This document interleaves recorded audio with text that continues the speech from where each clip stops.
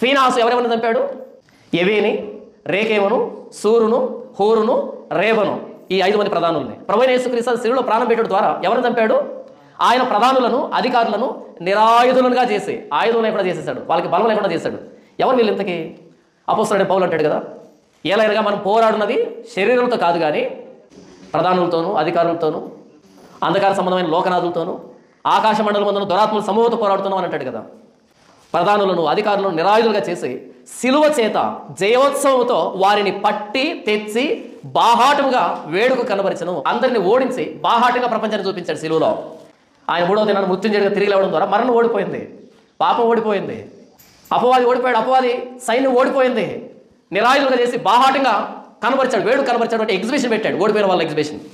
వాళ్ళు సిగ్గుతో తలదించుకోమన్నారు, అలా ఎగ్జిబిషన్ అందరూ చూస్తూ ఉన్నారు. ప్రభువైన యేసుక్రీస్తు శిలువ అర్థమైతే ఓడిపోయినటువంటి అపవాది సైన్యం మనకు అర్థమవుతుంది.